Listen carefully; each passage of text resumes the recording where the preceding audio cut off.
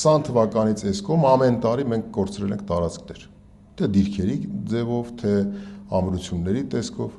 եւ 25 թվականը, որը որ գովերգվում էր որպես խաղաղության տարի, մենք ուղղակի ցուցադրեցինք փաստերով, արբանյակային լուսանկարներով, որ 25 թվականին էլ ենք ունեցել տարածքային կորուստներ։ Եվ մեր ասածը նա է, որ եթե Նիկոլ Փաշինյան, ապա տարածքների կորուստ։ Եթե դու ընտրում ես Նիկոլ Փաշինյանին, ապա դու ունենալու ես տարածքների կորուստ։ Ընդ որում տարածքների կորուստը մթության քողի, լռության քողի ներքո, հանրությանը մոլորեցնելու, չասելու, սուտ խոսելու։ Տեսեք,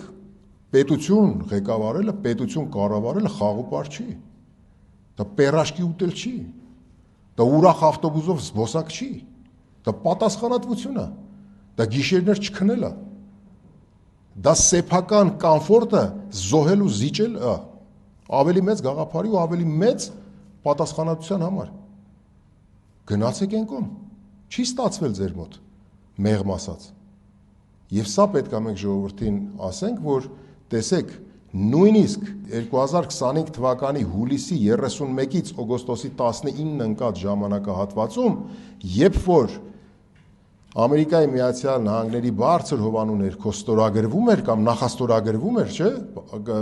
իրենց գովերգված խաղաղության պայմանագիրը, խաղաղություն չկար այդ ժամանակ, կար այդ պատրանքը, կար սուտը, կար քողարկումը, լռությունը, այդ լռության քողի ներքո զիջելը տարածք։